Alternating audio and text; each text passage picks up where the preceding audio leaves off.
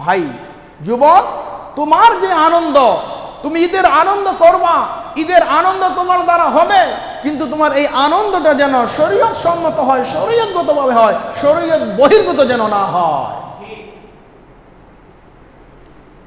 ঈদের আনন্দ করতে গিয়ে যদি মদ পান করতে হয়, ঈদের আনন্দ করতে গিয়ে যদি হিরোইন আর গাঁজা খেতে হয়, ঈদের আনন্দ করতে গিয়ে যদি আমার দ্বারা গুনাহ সংগঠিত হয়, তাহলে তোমার মধ্যে আর বিজাতিদের মধ্যে কোনো পার্থক্য রইল না।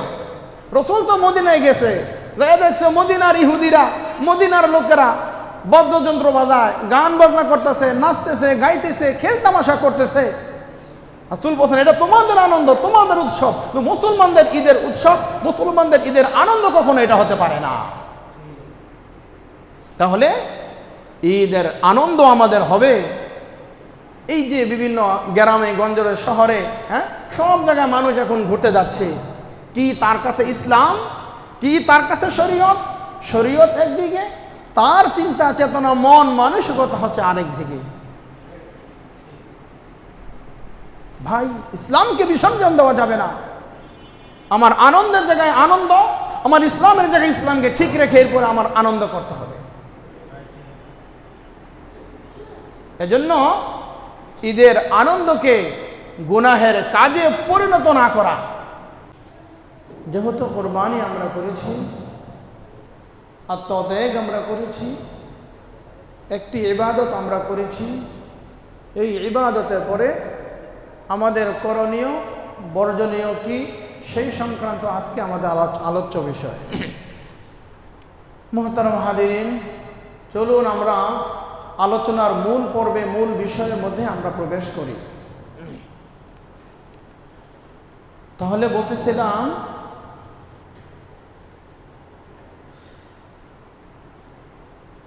ঈদের আনন্দের পর প্রত্যেকটা মুসলমানের জন্য 9টি বিষয় করণীয়। 9টি বিষয় আগে সংক্ষিপ্ত আকারে শিরোনামগুলো আগে আলোচনা করব, এরপরে বিস্তারিত ব্যাখ্যা বিশ্লেষণ তারপরে আসবে। 1 নম্বর হলো তাকওয়া ধরে রাখা। 2 নম্বর হলো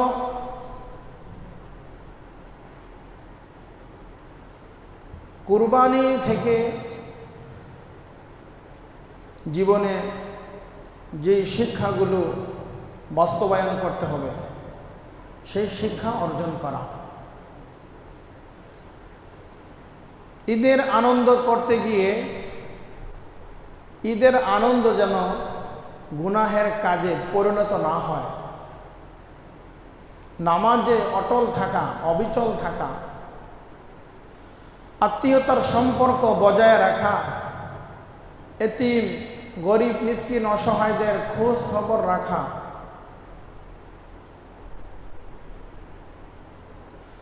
কোরআন কারীমের তেলাওয়াতের ইহতিমাম করা, কোরআনের সাথে একটা সম্পর্ক গড়ে তোলা, মৃত্যুর কথা স্মরণ করা, আর আল্লাহ তাআলার কাছে কবুলিয়তের দোয়া করা। যত আমল করি সমস্ত আমলগুলো যেন আল্লাহ তাআলা কবুল করে, এই কবুলিয়তের দোয়া বেশি বেশি করা। এই হলো 9টি বিষয় আজকের আলোচনা। এবার আসুন ধারাবাহিকভাবে আমরা আলোচনাগুলো করব এবং মনোযোগ সহকারে আলোচনাগুলো আমলে নিয়েতে শুনব ইনশাআল্লাহ।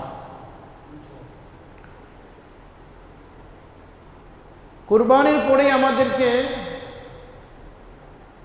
তাকওয়া ধরে রাখতে হবে। সাউন্ড একটু কমে দেয়। কুরবানির পরে কুরবানি একটা তাকওয়া। আল্লাহ তাআলা বলতেছেন কুরবানি আত্মত্যাগ, তাকওয়া, খোদা ভয়ভীতি আমরা অর্জন করেছি কুরবানির মাধ্যমে। এজন্য কুরবানির পর এখন আমাদের সর্বপ্রথম কাজ হবে সেই কুরবানির তাকওয়া ভয়ভীতি, খোদাভীতি, পরহেজগারি, এই তাকওয়াকে ধরে রাখতে হবে। আল্লাহ রাব্বুল আলামিন কোরআনে কারিমে ঘোষণা করেছেন, লা ইয়ানালাল্লাহু লুহুমুহা ওয়ালা দিমাউহা ওয়ালাকিন ইয়ানালুহুত তাকওয়া মিনকুম। কুরবানির পশুর গোশত, রক্ত, এটা কোনো কিছু আল্লাহ তাআলার কাছে পৌঁছায় না। ওয়ালাকিন ইয়ানালুহুত তাকওয়া মিনকুম, আল্লাহ তাআলার কাছে পৌঁছায় তোমাদের অন্তরের তাকওয়া। সুবহানাল্লাহ, ইখলাস, এটাই শুধু রবের কাছে পৌঁছায়। এজন্য আল্লাহ রাব্বুল আলামিন অন্য আয়াতে কারিমায় ঘোষণা করেছেন, ইয়া আইয়ুহাল্লাযীনা আমানুত্তাকুল্লাহ হাক্কা তুকাতিহি ওয়া লা তামুতুন্না ইল্লা ওয়া আনতুম মুসলিমুন। ইয়া আইয়ুহাল্লাযীনা আমানুত্তাকুল্লাহ, হে ঈমানদারগণ, ইত্তাকুল্লাহ, আল্লাহ তাআলাকে ভয় করো। হাক্কা তুকাতি, ভয় করার মতো ভয় করো। ওয়া লা তামুতুন্না ইল্লা ওয়া আনতুম মুসলিমুন, আর তোমরা পরিপূর্ণ মুসলিম না হয়ে, মুসলমান না হয়ে তোমরা মৃত্যুবরণ করো না। তাহলে এই আয়াতে কারিমার মধ্যে দুইটা বিষয়। একটি বিষয় হলো আল্লাহ তাআলাকে ভয় করার মতো ভয় করতে হবে। যেভাবে আল্লাহ তাআলাকে ভয় করার কথা, ঠিক সেভাবেই আল্লাহ তাআলাকে ভয় করতে হবে। গুনাহের কাজে, নাফরমানের কাজে, জুলুম অত্যাচারের কাজে, বলে সকল ক্ষেত্রে, সর্বক্ষেত্রে আল্লাহ তাআলাকে ভয় করতে হবে। দ্বিতীয় বিষয় হলো মুসলিম না হয়ে মৃত্যুবরণ করো না। মুসলিম মানুষ কখন হবে, মুমিন মানুষ কখন হবে? যখন তার ভিতরে আল্লাহ তাআলার ভয় থাকবে, খোদা ভীতি থাকবে। গুনাহের কাজে যখন লিপ্ত হতে যাবে, আল্লাহ তাআলাকে যখন ভয় করবে, এই ভয় করার মাধ্যমে তাকওয়া অর্জন করবে, আর সে মুসলিম হয়ে মৃত্যুবরণ করবে। দুনিয়ার বড় ডক্টর, ইঞ্জিনিয়ার, উকিল, ব্যারিস্টার, প্রফেসর, বড় ফকিহ, বড় আলেম, বলে এই জন্য না, বলে মুসলমান না হয়ে মৃত্যুবরণ করো না। যেই কথাগুলো বললাম এগুলো হওয়া বড় সহজ। ডক্টর, উকিল, ব্যারিস্টার, প্রফেসর, আলেম সব হওয়া সহজ, কিন্তু বলে ঈমান নিয়ে কবরে যাওয়া বড় কঠিন। তাকওয়া কাকে বলে? তাকওয়া এর শাব্দিক অর্থ হলো ভয়, ভীতি বর্জন করা, বিরত থাকা, আল্লাহ তাআলার আনুগত্য করা। আর পরিভাষায় তাকওয়া বলা হয় বলে সকল ধরনের অপকর্ম থেকে, গুনাহ থেকে নিজেকে বাঁচায় রাখা, এটার নাম হলো তাকওয়া। হযরতে উমর রাদিয়াল্লাহু তাআলা আনহু উবাই ইবনে কাব রাদিয়াল্লাহু তাআলা আনহুকে প্রশ্ন করেছিলেন যে তাকওয়া কাকে বলে। উবাই ইবনে কাব রাদিয়াল্লাহু তাআলা আনহু বললেন, আপনি কি কখনো কাঁটাযুক্ত কোনো জঙ্গল দেখেছেন? হযরতে উমর রাদিয়াল্লাহু তাআলা আনহু বলে, হ্যাঁ আমি দেখেছি। বলে দেখেছেন ভালো কথা, কখনো কি কাঁটাযুক্ত বন জঙ্গল অতিক্রম করেছেন? বলে হ্যাঁ আমি তাও অতিক্রম করেছি। হযরত উবাই ইবনে কাব রাদিয়াল্লাহু তাআলা আনহু বললেন, আপনি কাঁটাযুক্ত বাগানটা, কাঁটাযুক্ত জঙ্গলটা কিভাবে অতিক্রম করেছেন? বলে অধিক সতর্কতার সাথে আমি আমার শরীর, আমার কাপড় চোপড়কে এভাবে সামলে নিয়েছি, এভাবে সেভ করেছি যে বিন্দু মাত্র একটা কাঁটার যেন আমার শরীরে না লাগে। উবাই ইবনে কাব রাদিয়াল্লাহু তাআলা আনহু বললেন, এর নামই হলো তাকওয়া। সুবহানাল্লাহ। তাহলে মুমিন যে হবে, মুমিনের সিফাত হবে, মুসলমানের সিফাত হবে তাকওয়া অর্জন করা। পুরা দুনিয়া এটা হলো একটা কাঁটাযুক্ত একটা বাগান। এই বাগানে আমাকে চলাচল করতে হবে, আমাকে থাকতে হবে, বসবাস করতে হবে, কিন্তু দুনিয়ার কাঁটা আমার শরীরে লাগা যাবে না। দুনিয়ার কাঁটা আমার শরীরে যেন না লাগে, এভাবে চলতে হবে। কবি বড় চমৎকার ভাষায় বলতেছেন, দেখো লো আই কিস্তে বানু কিস্তে আপনি দেখলো গহরাই দরিয়া কে আন্দার কিস্তে না ডুব জানে দো। এ দরিয়ার মাঝি একটা নৌকা বানাও, নৌকা বানাইয়া ভালো করে দেখো ওই নৌকার মধ্যে কোনো ছিদ্র আছে কিনা। নৌকার মধ্যে যদি কোনো ছিদ্র থাকে রে মাঝি, তাহলে ওই নৌকা দ্বারা তুমি মহাসাগর পাড়ি দিতে পারবে না। কি বলেন? একটা নৌকা, একটা জাহাজ, একটা স্টিমার, একটা শিপ যদি সমুদ্রে চালিয়ে দেন, যদি ওটার মধ্যে কোনো ছিদ্র থাকে, তাহলে ওই স্টিমার, ওই জাহাজ দ্বারা সমুদ্র পার হওয়া সম্ভব হবে? সম্ভব হবে না। সমুদ্রের মধ্যখানে গেলে আপনার জীবন শেষ হয়ে যাবে। এই জন্য বলে পুরা দুনিয়া, সমস্ত দুনিয়া এটা হলো একটা বাগান। এই বাগানের মধ্যে কাঁটা থাকবে। বলে এই কাঁটাযুক্ত বাগানের মধ্যে আমাকে এভাবে চলাচল করতে হবে যেন দুনিয়ার কোনো গুনাহ যাতে আমার শরীরে না লাগে। দুনিয়ার কোনো গুনাহ যদি আমার শরীরে না লাগে, তাহলে আমি আল্লাহ তাআলার কাছে পুত পবিত্র হয়ে যাব, আর তখন আমার জন্য জান্নাত অবধারিত থাকবে। সুবহানাল্লাহ।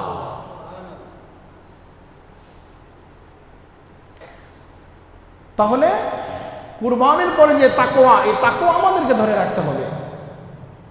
কোনোভাবে যেন তাকওয়া আমাদের থেকে ছুটে না যায়। তাকওয়া যে আমরা অবলম্বন করতেছি, এই তাকওয়ার মধ্যে আমরা আছি, এটা কিভাবে বুঝবো?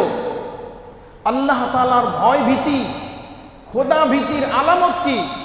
তাকওয়ার আলামত কয়টা? তাকওয়ার অনেকগুলো আলামত আছে, অল্প কিছু আলোচনা করব। প্রথম নম্বর হলো, তাকওয়ার সাথে, খোদা ভয় ভীতির সাথে আমার জবানের সাথে একটা সম্পর্ক আছে। সুবহানাল্লাহ। দেখেন, এই জবান দ্বারা যত গীবত, যত শিকায়াত, যত অপবাদ, যত পরনিন্দা, বলে সব কিছু এই জবান দ্বারা হইতেছে। রাসূল বলছেন, মাই ইয়াযমাননি মা বাইনা লিহিয়াইহি ওয়া মা বাইনা রিজলাইহি আযমাল্লাহুল জান্নাহ। যে ব্যক্তি দুইটা জিনিসের জিম্মাদারি দিবে, আমি রাসূল ওই ব্যক্তিকে জান্নাতের জিম্মাদারি দিয়ে দিলাম। সুবহানাল্লাহ। একটা হলো জিহ্বা। যদি কোনো ব্যক্তি তার জিহ্বার জিম্মাদারি আমি মুহাম্মদ রাসূলুল্লাহকে দিতে পারে, তাহলে ওই ব্যক্তির জান্নাতে যাওয়ার গ্যারান্টি, জান্নাতে যাওয়ার জিম্মাদারি আমি রাসূলুল্লাহ নিয়ে নিলাম। সুবহানাল্লাহ। আর আরেকটা হলো দুই উরুর মধ্যখান, অর্থাৎ লজ্জা স্থান, দুইটা জিনিসের জিম্মাদারি যদি কেউ নিতে পারে, রাসূল বলতেছেন তাহলে তোমার জান্নাতে যাওয়ার জিম্মাদারি আমি মুহাম্মদ রাসূলুল্লাহ নিয়ে নিলাম। আল্লাহ রাসূল যদি আপনার আমার জিম্মাদারি নিয়ে নেয়, তাহলে কোনো ভয় আছে? তাহলে আমাদের কোনো ভয় নাই। তাহলে আল্লাহ তাআলার ভয় ভীতি আমার দ্বারা হচ্ছে কিভাবে বুঝবো? যদি আমার জবান কন্ট্রোল থাকে, নিয়ন্ত্রণে থাকে, আমার লজ্জাস্থান যদি নিয়ন্ত্রণে থাকে, তাহলে আমি কি থাকবো? তাহলে বোঝা যাবে আমার তাকওয়া অর্জন হয়েছে, আমি তাকওয়াকে ধরে রাখতে পেরেছি। সুবহানাল্লাহ। দ্বিতীয় নাম্বার হলো অন্তর। বলে অন্তরের মধ্যে হিংসা বিদ্বেষ এগুলো থাকতে পারবে না। যদি অন্তরের মধ্যে হিংসা বিদ্বেষ থাকে, তাহলে বোঝা যাবে আমি তাকওয়া অর্জন করতে পারি নাই, আমি তাকওয়া ধরে রাখতে পারি নাই। রাসূল বলেন, ইয়াকুম ওয়াল হাসাদ ফা ইন্নাল হাসাদি ইয়াকুলুল হাসানাতি কামা তাকুলুন নারুল হাতাব। ওহে, তোমরা হিংসা থেকে বাঁচাও, অন্তরকে হিংসা থেকে বাঁচাও, কেননা হিংসা মানুষের সমস্ত আমলকে বরবাদ করে দেয়, সমস্ত আমলকে বরবাদ করে দেয়।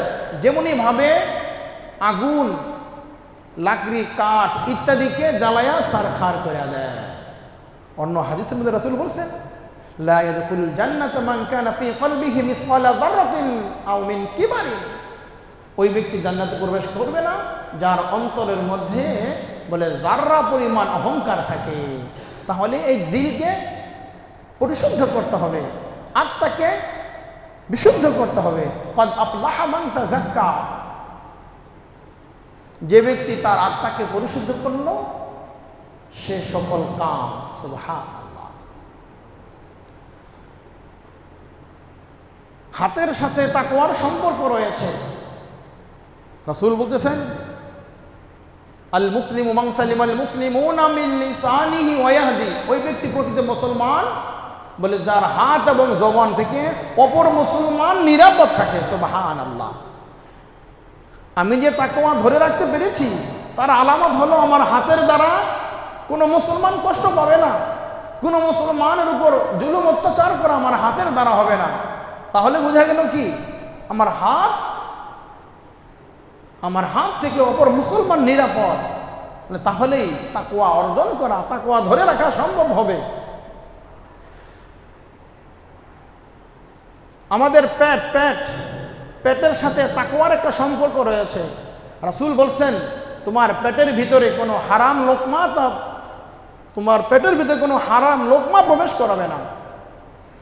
কত কঠিন কথা। রাসূল বলছেন, কারো ভিতরে যদি এক লোকমা হারাম খাবার ঢুকে যায়, যতক্ষণ পর্যন্ত ওই এক লোকমা হারাম তার পেটের ভিতরে থাকবে ততক্ষণ পর্যন্ত আসমান এবং জমিনের ফেরেশতারা ওই ব্যক্তির জন্য লানত করতেই থাকে।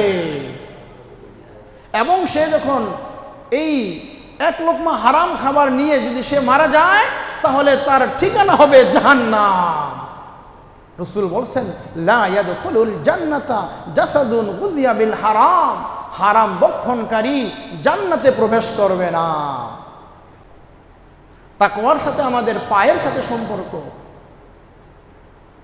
পা দ্বারা যত কৃতকর্ম আমরা করি বলে সব কিছু এই পা সাক্ষ্য দিবে।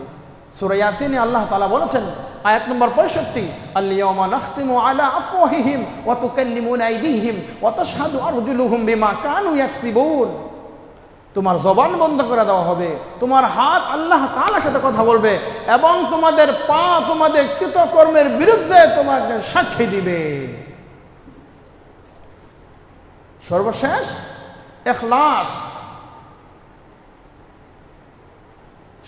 ইখলাস। আমার নিয়ত বিশুদ্ধ থাকা, দিনের উপরে অটল অবিচল থাকা। তাহলে বলতেছিলাম ঈদুল আজহার অনেক বড় এক তাকওয়ার পরিচয় আমরা দিয়েছি। এই তাকওয়া যেন আমরা ধরে রাখতে পারি সেজন্য তাকওয়ার বিষয়ে আলোচনা হলো। আর তাকওয়া আমার ভিতরে আছে এটা আমি কিভাবে বুঝবো? বলে তাকওয়ার সাথে আমার জবানের সম্পর্ক, তাকওয়ার সাথে আমার অন্তরের সম্পর্ক, তাকওয়ার সাথে আমার দিলের সম্পর্ক, তাকওয়ার সাথে আমার হাতের সম্পর্ক, বলে তাকওয়ার সাথে আমার পায়ের সম্পর্ক, তাকওয়ার সাথে আমার ইখলাসের সাথে আমার নিয়তের সাথে সম্পর্ক। তাহলে আল্লাহ রাব্বুল আলামিন আমাদের সকলকে যেন ঈদের আনন্দের পরে এই তাকওয়া যেন ধরে রাখতে পারি সেই তৌফিক আল্লাহ তাআলা যেন আমাদের সকলকে দান করে। সকলে বলুন আমিন। এরপরে আসুন, কুরবানি আমরা যে করলাম, এই কুরবানি শিক্ষাকে আমাদের জীবনের মধ্যে বাস্তবায়ন করা, কুরবানির শিক্ষাকে আমাদের জীবনের মধ্যে বাস্তবায়ন করা। ইব্রাহিম আলাইহিস সালাম তিনি তার কলিজার টুকরা সন্তানকে তিনি কুরবানি করেছেন। ইন্না হাযা লাহুয়াল বালাউল মুবিন, নিশ্চয়ই এটা একটা স্পষ্ট পরীক্ষা ছিল ইব্রাহিম আলাইহিস সালামের।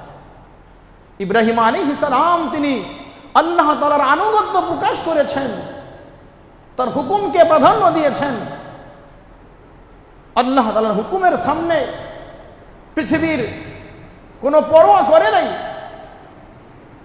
একদিন নয়, 2 দিন নয়, 3 দিন একাধারে স্বপ্নে দেখেছে, হে ইব্রাহিম তোমার সবচেয়ে প্রিয় বস্তুটা কুরবানি করো।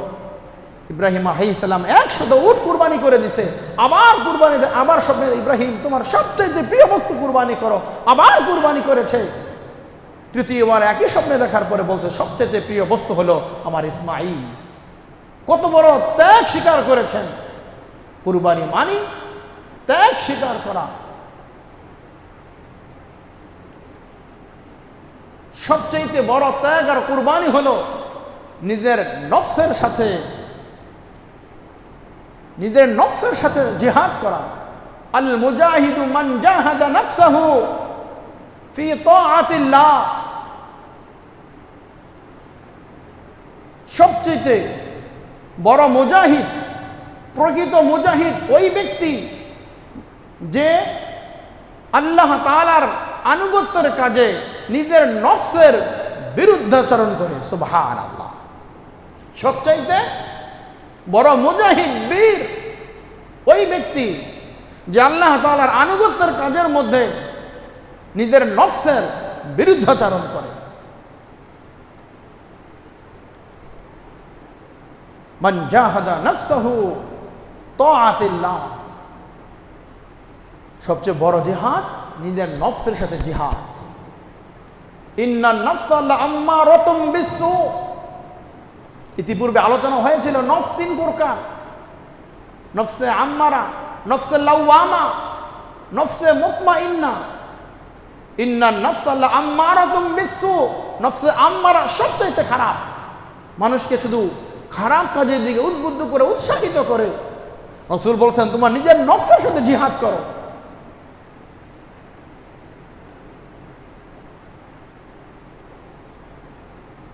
এক লক্ষ বা 2,24,000 পয়গম্বর সকলেই আত্মত্যাগ করেছেন, কুরবানি করেছেন, আনুগত্য প্রকাশ করেছেন, আনুগত্যের মাধ্যমে রবের নৈকট্য প্রাপ্ত প্রিয় বান্দা বলে বিবেচিত হয়েছেন। যদি কুরবানির শিক্ষাকে নিজের জীবনে বাস্তবায়ন করতে পারি তাহলে আমরা সফল কাম। 3 নাম্বার,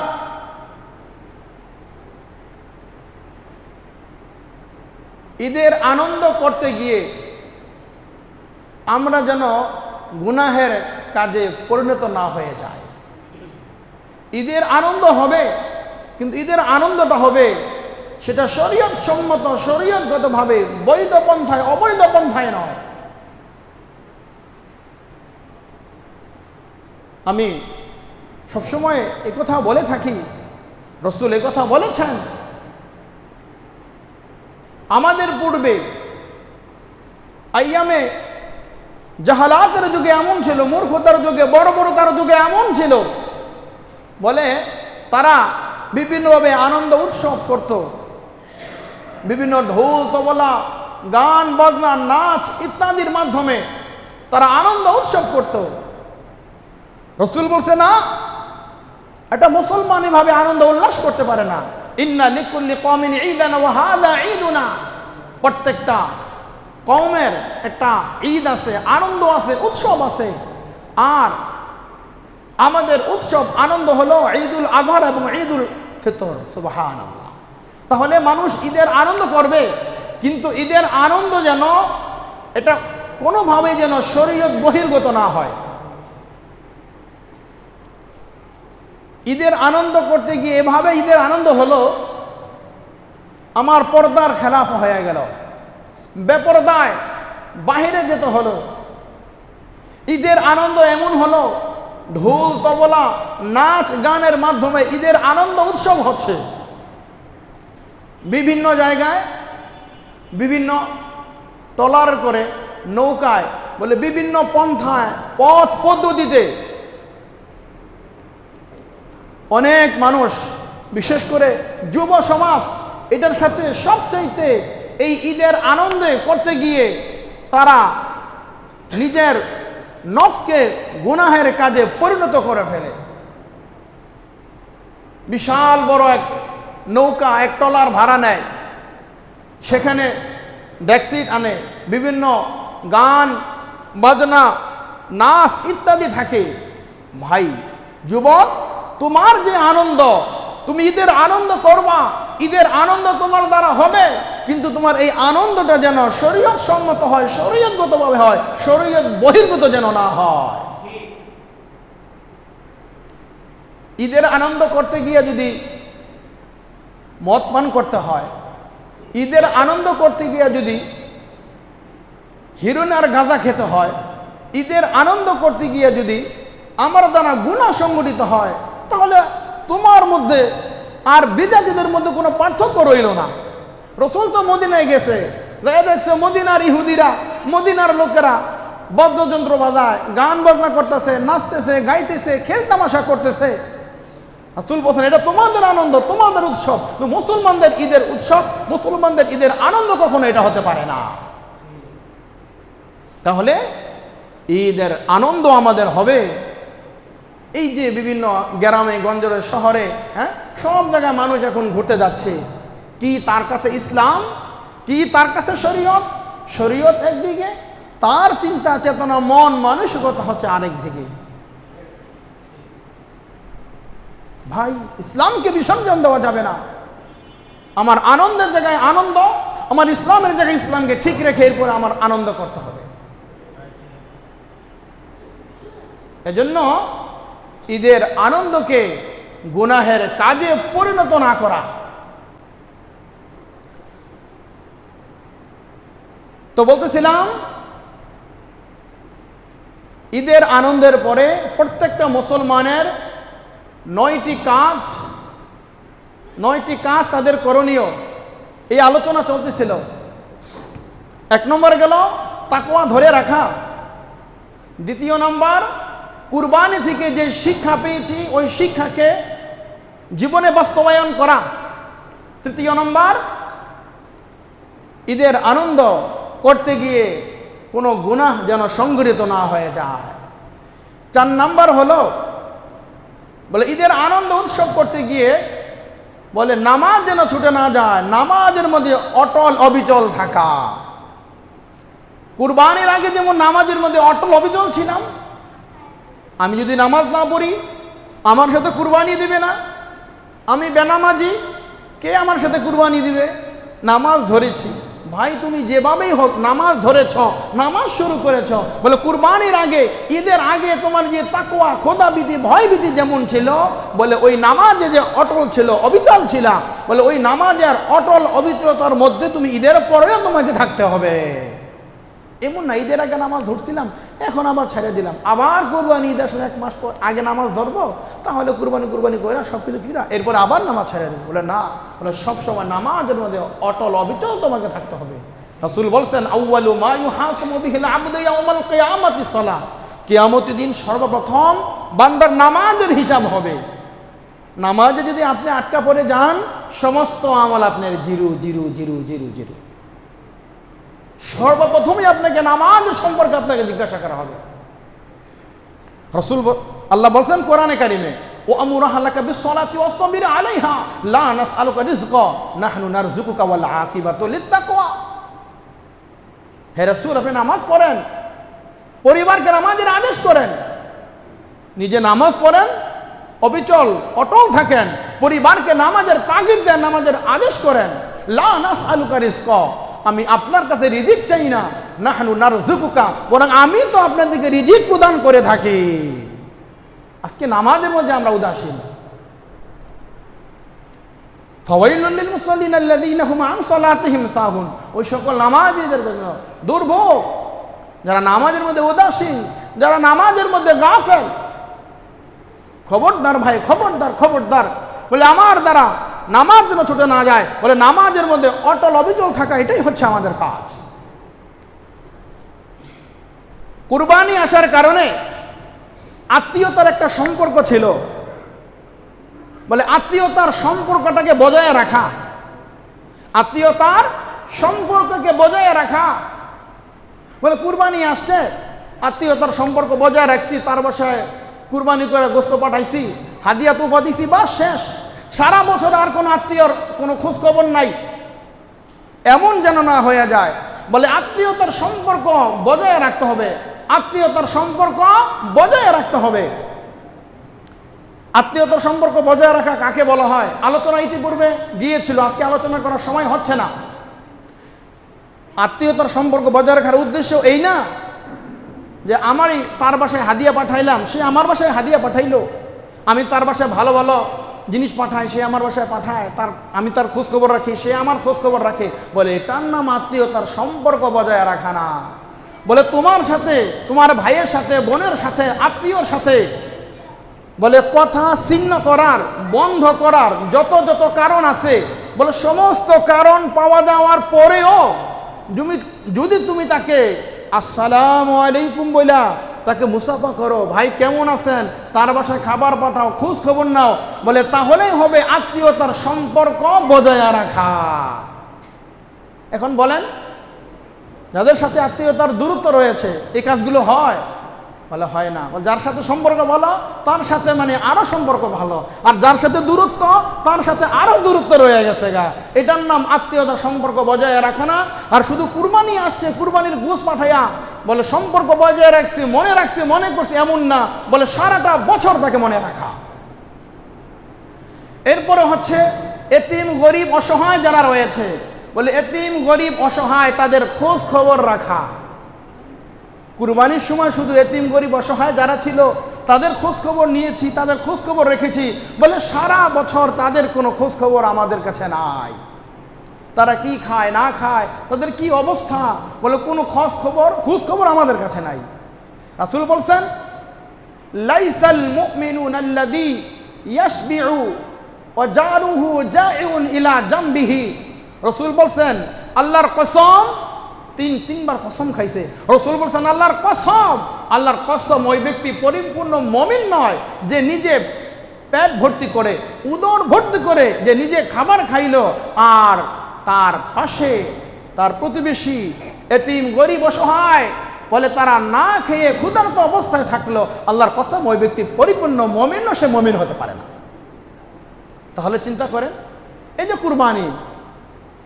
কুরবানি যদি ওটা আত্মত্যাগ আর কুরবানি আমরা করেছি, কিন্তু এই কুরবানি আমাদেরকে যেই ত্যাগ স্বীকার করিয়েছে সেই ত্যাগ আমাদের দ্বারা হয় নাই। কুরবানির মধ্যে সবচাইতে অসহায়, সবচাইতে গরিব, সবচাইতে মিসকিন হলো আমার ঘরের ফিরিজটা। সবচাইতে গরিব হলো আমার ঘরের ফিরিজ। বলেন, কুরবানি করেছি, কতটুকু কুরবানি আমরা কিভাবে কি করেছি? তুমি পারলে পুরোটা খাও, কোনো সমস্যা নাই, কিন্তু তোমার আত্মীয়তার সম্পর্ক বজায় রাখতে হবে। প্রতিবেশীর হক আছে, আত্মীয়তার হক আছে, হকগুলো আদায় করা দরকার না? কয়জনে হক আদায় করেছে বলেন? কুরবানি মানে তাকওয়া অবলম্বন করা। তাকওয়া অবলম্বন আমরা করেছি, করতে পেরেছি 100% তাকওয়া। একবারে কম মানুষ এই তাকওয়া অর্জন করতে পেরেছে। কি তাকওয়া আমরা কুরবানির দিন গতকালকে অর্জন করেছি? এক হুজুরের বক্তব্য নিয়ে গেছে রিস্কা দিয়ে, হুজুর গরুটা জবাই করতে হবে। যাওয়ার পরে বলতেছে, হুজুর আপনার ফি কত? আমার ফি মানে গরু জবাই করলে কত টাকা দিতে হবে? হুজুর বলছে, গরু জবাই করলে কোনো টাকা পয়সা আপনার মন চাইলে দিবেন, না মন চাইলে দিবেন না। কালকের ঘটনা শান্তিনগরে। কয় না, আপনি আসছেন, গরু জবাই করার পরে চামড়াটা মাদ্রাসায় দিয়ে দেওয়া হবে। উনি বলল, ভাই মাসআলা বুঝেন, আপনি গরুটা আমি জবাই করে দিব, আপনি টাকা দেন বা না দেন কোনো সমস্যা নাই, কিন্তু যদি আপনি আমাকে এই কথা বলেন যে কুরবানি গরুটা জবাই করে দিবেন, চামড়াটা মাদ্রাসায় দিয়ে দিব, এই কুরবানি যে করলেন জবাই করে দিলেন, এই জবাইয়ের পরিবর্তে চামড়াটা মাদ্রাসায় দিয়ে দিলাম, জবাইয়ের কোনো টাকা দিতে পারবো না, চলবে? উনি বলছে, ভাই আপনার টাকার জন্য আমার কোনো আফসোস নাই, আপনার টাকার জন্য আমার কোনো আফসোস নাই, আপনি দিলে দেন, না দিলেন না দেন, কিন্তু আপনি এই শর্ত করতে পারবেন না যে আপনি কুরবানি গরু পশু জবাই করে দিলেন, বিনিময়ে চামড়াটা মাদ্রাসায় নিয়ে যান, দিয়ে দিলাম। তখন তাকে বলা হলো যে এই যে জবাইয়ের বিনিময়ে চামড়াটা দিতে চাইলেন মাদ্রাসায়, এই চামড়াটার মূল্য যেই পরিমাণ হবে ওই পরিমাণ মূল্য গরিব মিসকিন এতিম অসহায়দের সদকা করা আপনার উপর ওয়াজিব। যদি আপনি না করেন আপনি গুনাহগার হবেন। তো কি কুরবানি করলো সে? কি কুরবানি হলো তার? 1.5 লক্ষ 2 লক্ষ টাকা তুমি কুরবানি দাও নাম ফুটানোর জন্য না, দেখানোর জন্য মানুষকে আমি কুরবানি দিতেছি। কে বলছো তোমার কুরবানি হবে? আরে মনের পশু তো কুরবানি করতে পারো না তোমরা, কি পশু কুরবানি করবা? 2 লক্ষ টাকার কুরবানি করে জব করে দিল, বলে চামড়া দিয়ে দিলে চামড়া দিয়ে দেবো, তোমার জবের পরিবর্তে শোধ হয়ে গেল। কি কুরবানি হলো বলেন? ভাই দুস্থ বুজুর্গ, আপনাদেরকে বোঝানোর জন্য বলতেছি, অনেক কঠিন, অনেক কঠিন। তাকওয়া ধরে রাখা, তাকওয়া ধরে রাখা অনেক কঠিন ভাই।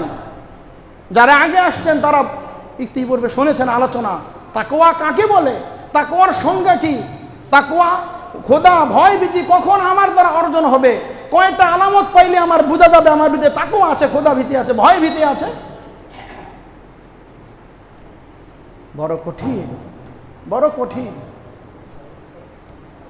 তো বলতেছিলাম, রসুল বলছেন যে যারা এতিম গরিব অসহায় আছে, এই এতিম গরিব অসহায় যারা রয়েছে তাদের খোঁজ খবর তোমরা রাখিও।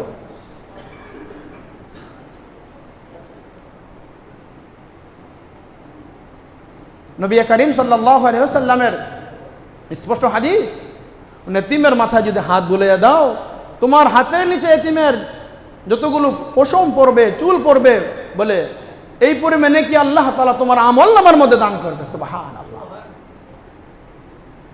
আলোচনা সংক্ষিপ্ত, সময় নেই।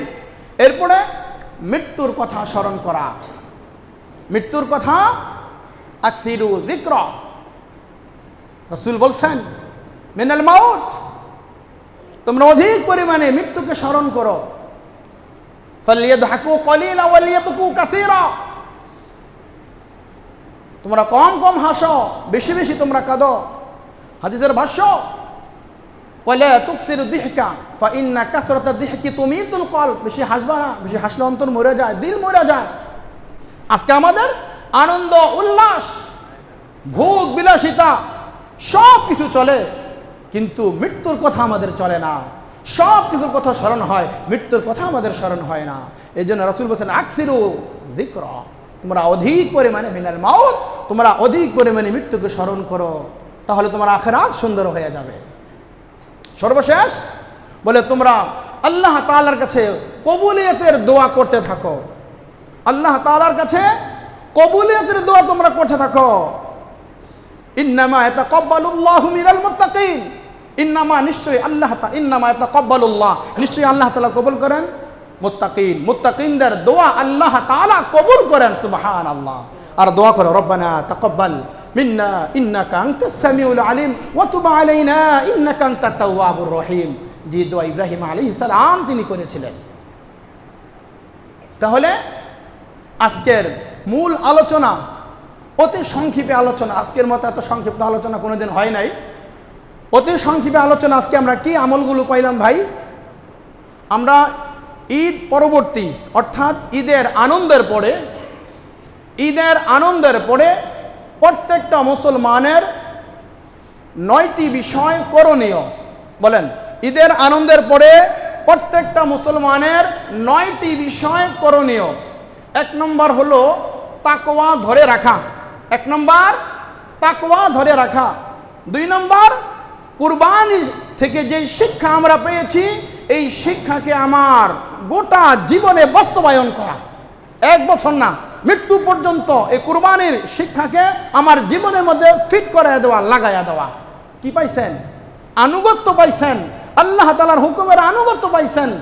হুকুমের নাফরমানি ইব্রাহিম আলাইহিস সালাম করে নাই, অধিকার যাওয়ার সুযোগ হচ্ছে না। ঈদের পরে শহরে বন্দরে গ্রামে গঞ্জে যে যেখানে যাব, বলে ঈদের আনন্দ করতে গিয়া শরীয়তের বাহিরে যেন আমার কোনো গুনাহের কাজে আমি যেন লিপ্ত না হয়ে যাই। সদা সর্বদা নামাজের মধ্যে অটল অবিচল থাকতে হবে। ঈদের আগে যেমন নামাজে অটল অবিচল ছিলাম, বলে ঈদের পরে এখনো নামাজের মধ্যে অটল অবিচল থাকতে হবে। আত্মীয়তার সম্পর্ক বজায় রাখা, ঈদের সময় যেমন বজায় ছিল, ঈদের পরেও বজায় রাখা। গরিব দুঃখীদের যেমন ঈদের সময় আলহামদুলিল্লাহ অনেকেই ভালোভাবে আপনারা কুরবানি করেছেন, গরিব মিসকিন এতিম অসহায় আত্মীয়তা যারা রয়েছে সকলের হক আদায় করেছেন। বলে এই হকগুলোকে, গরিবের হক গরিবের, অসহায়দের হক অসহায়, আত্মীয়দের আত্মীয়তা, যারা প্রতিবেশীর হক প্রতিবেশীদের। আমি কুরবানি দিছি, আমার পাশের ফ্ল্যাটের মানুষ ভাইয়ে জানেন আমি কুরবানি দিছি না দিছি, কি কুরবানি করলাম ভাই? এজন্য বলছে প্রতিবেশীর হক, আত্মীয়তার হক যেমন আমরা বজায় রেখেছি, আলহামদুলিল্লাহ এটাকে বজায় রাখার জন্য চেষ্টা করা। গরিব অসহায় তাদের খোঁজ খবর রাখা। এরপরে মৃত্যুর কথা স্মরণ করা। মৃত্যু থেকে কেউ গাফেল থাকা যাবে না, সকলে মৃত্যুবরণ করতে হবে। এজন্য মৃত্যুর কথা স্মরণ করা। সর্বশেষ আল্লাহ তাআলার কাছে দোয়া করা, আল্লাহ এই যে তাকওয়া, খোদাবিধি, ভয়ভীতি, আত্মীয়তা সম্পর্ক যা কিছু আছে সব কিছু যেন আমার দ্বারা সম্ভব হয়, এজন্য রবের কাছে কবুলিয়তের দোয়া করা। ইন্নামা তাকাব্বালাল্লাহু মিনাল মুত্তাকিন, মুমিনদের দোয়াকে আল্লাহ তাআলা কবুল করেন। এজন্য দোয়ার শুরুতেই বলা, রব্বানা তাকাব্বাল মিন্না ইন্নাকা আনতাস সামিউল আলিম, রব্বি জাআলনি মুকিমাস সালাতি ওয়া মিন যুররিয়াতি রব্বানা ওয়া তাকাব্বাল দুআ। এরপরে দোয়া করেন, দোয়া কবুল হবে। সমস্ত দোয়া সব কিছু শেষ কইরা শেষে আইয়া কয় রব্বানা তাকাব্বাল। আর ভাই দোয়ার আগেই তো দোয়ার সিস্টেম, আল্লাহ তাআলার প্রশংসা, রাসূলের প্রতি দুরূদ, এরপরে দোয়া কবুলের জন্য দোয়া করা, এরপরে হচ্ছে আল্লাহ তাআলার কাছে চাওয়া। আলহামদুলিল্লাহি রাব্বিল আলামিন, সকল প্রশংসা আল্লাহ তাআলার জন্য। ওয়াল আকিবাতু লিল মুত্তাকিন ওয়াস সালাতু ওয়াস সালামু আলা রাসূলিহিল কারীম। দোয়া করার পরে রব্বানা তাকাব্বাল মিন্না ইন্নাকা আনতাস সামিউল আলিম ওয়া তুব আলাইনা ইন্নাকা আনতাত তাওয়াবুর রহিম, রব্বি জাআলনি মুকিমাস সালাতি ওয়া মিন যুররিয়াতি রব্বানা ওয়া তাকাব্বাল দুআ।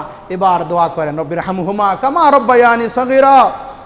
এবার প্রত্যেকটা মুসলমানের জন্য, পরিবারের জন্য, মানে সকলের জন্য দোয়া করেন। আল্লাহ রাব্বুল আলামিন ঈদের পরের দিন আজকের জুমায় অনেক গুরুত্বপূর্ণ আলোচনা যারা দিলের কান দিয়ে শুনেছেন, মনোযোগ দিয়ে শুনেছেন, তাদের লাভ হয়েছে। আশা করি সকলে, আমি সহ এই বিষয়ের উপর আমল করব।